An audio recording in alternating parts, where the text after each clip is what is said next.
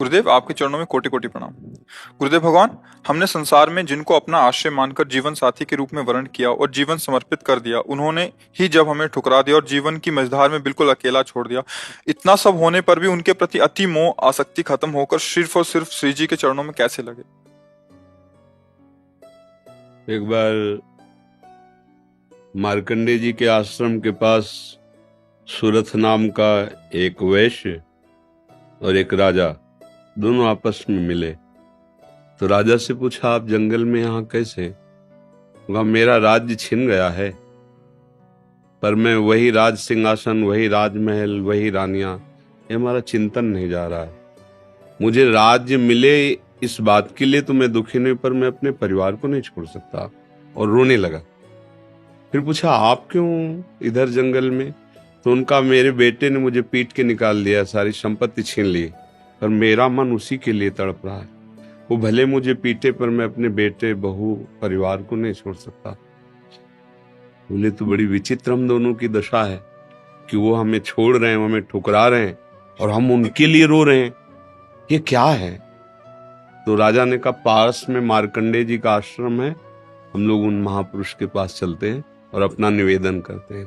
तो जाके प्रणाम किया और अपनी बात दोनों ने रखी। तो मार्कंडेय जी ने कहा, ये भगवती माया का प्रभाव है।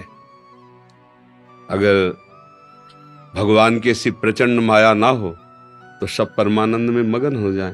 ये माया ही, वो हमें धोखा दे, वो हमें ठुकराए, पर हमारा मोह, हमारी ममता उससे बिलग नहीं होती है।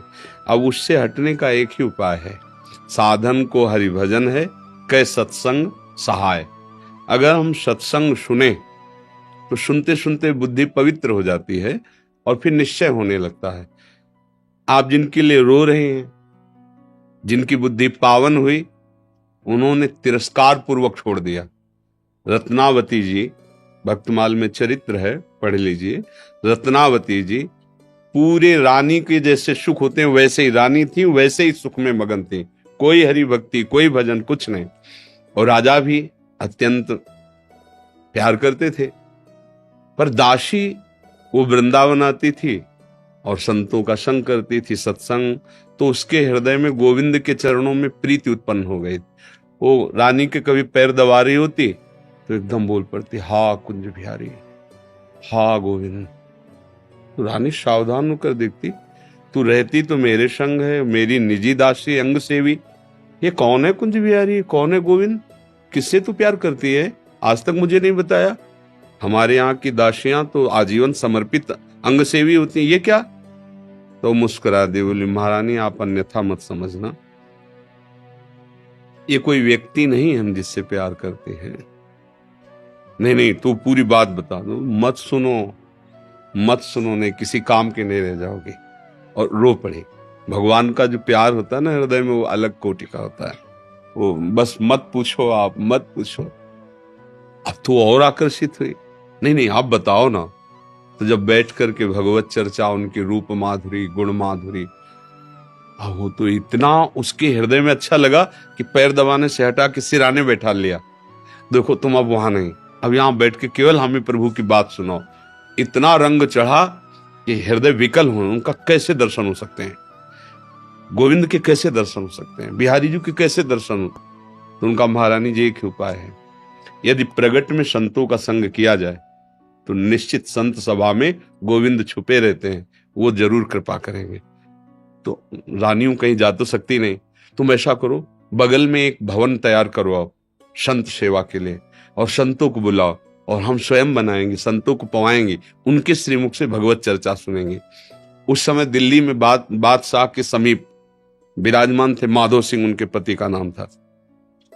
अब रानी का हुक्म, महल के निर्माण हुआ, पास में संतों, और खिड़की से वो दर्शन करती, फिर सुंदर भोग पधराती, जाके सब संतों को पवाती। ये जब सूचना पहुंची राजा के बाद, बिना हमारे आदेश के संत निवास बन जाना, संतों के बीच में, रानी को ऐसे कोई सहज थोड़ी देख सकता, जाना सब। तो हुक्म कर दिया, बिल्कुल नहीं, संतों के समीप जाना बंद, ये सब बिल्कुल, क्योंकि एक राज मर्यादा होती है ना। और कुछ कठोर शब्द कहे। तुरंत नाई को बुलाया, अपना मुंडन कराया और संतों के बीच में बैठ गई। बोले, आज से राज अन्न का त्याग। अगर मैं कहीं रानी हूं, कहीं भी किसी भी अंग में, मैं उसे रानी नहीं रहने दूंगी जो मुझे संत और गोविंद से दूर कर दे, कदाप।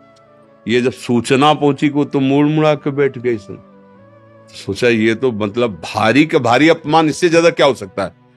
अगर मैं मारता हूं तो प्रजा विरोध में हो जाएगी, इसलिए इसको मारना तो है। बोले, एक जंगली सिंह लाओ और छोड़ दो, तो संतों को, रानी को, सबको मार डालेगा वो। ऐसा ही किया गया। सैनिकों ने जैसे चारा रख के, बकरा आदि रख करके पिंजड़े में सिंह को बंद करके लाए और दरवाजे पे को, वही दासी जो उनकी गुरु थी, वो आरती की सामान दे रही थी और पूजन की थाल लेकर वो ठाकुर जी का श्रृंगार कर। दासी ने कहा, महारानी सिंह। जो ही पिंजरा से खोला गया तो ऐसे मुड़ी, उनका सिंह नहीं नरसिंह, भगवान पधारे, थाल लेके। सिंह ऐसे जैसे कोई गाय ना, सीधी गाय हो, ऐसे तिलक लगाया, आरती की, प्रणाम किया। ऐसे सब देखते रह गए। फिर लौटा सिंह को मारी छलांग, तो जो ऊपर बालकनियों में खड़े देख रहे थे ना मानसिंह के आदमी, फाड़ के फेंक दिया और गुर्राता हुआ भाग गया। अगर हम अपनी भक्ति के रंग में आ जाएं तो फिर हमारा ये माया मोह संसार नष्ट हो सकता है। अन्यथा हमारे शब्द तो जरूर अच्छे नहीं लगेंगे, पर सही पूछो तो कृपा है जो असलियत का पता चल रहा है। यहां कोई किसी से प्यार नहीं करता। अपने सुख स्वार्थ की जब तक पूर्ति लगती है, हमारा मन जब तक राजी है, तब तक हमें आपको प्यारे कहते हैं, अपना प्यारा बना लेते हैं। और जब हमारा मन कहीं और राजी हो गया तो आपकी तरफ देखते नहीं।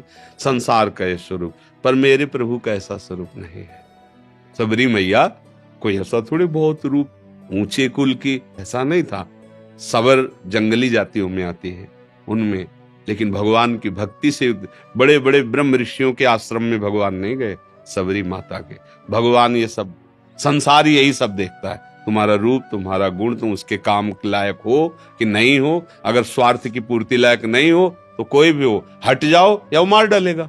संसार का स्वरूप है, कोई न कोई नाटक करके तुम्हें नष्ट कर देगा संसार। लेकिन हमारे भगवान कैसे भी नीच, पतित, अवगुणी, कुरूप, बिल्कुल मूर्ख कैसा भी हो, भगवान उसे अपनी गोद में ले लेते हैं।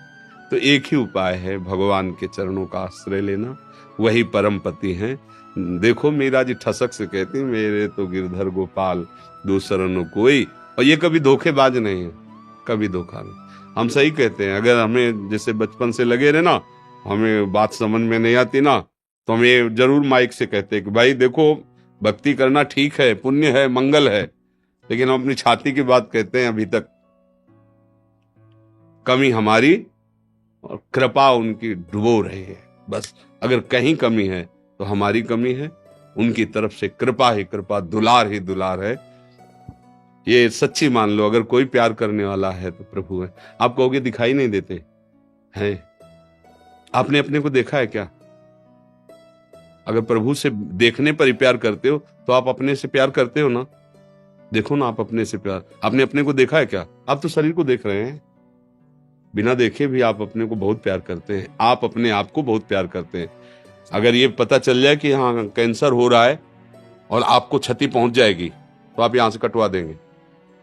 अपने आप से ज्यादा प्यार आप किसी को नहीं करते, टांग कटवा देंगे आप। अगर ऐसा लग जाए कि अपने को बहुत अशांति, जीना मुश्किल है, आप क्या करेंगे, कैसे मुंह दिखाएंगे, तो आप जहर खा लेंगे, फांसी पे चढ़ जाएंगे। मतलब समझिए, पर आपने अपने को देखा नहीं, जाना नहीं, फिर भी आप बहुत प्यार करते हैं। जो कुछ भी प्यार करते हैं अपने लिए करते हैं। अपने आप से बढ़कर आप किसी से प्यार नहीं करते, पर आपने अपने आप को नहीं जाना, तो फिर तुम उन्हीं के अंश हो। जब तुम अपने को नहीं जान पाए तो जैसे अनजाने में आप अपने से प्यार करते हो, ऐसे ही शुरू कर दो प्यार प्रभु से, और उनके तुम हो वो सामने आ जाएंगे पक्का।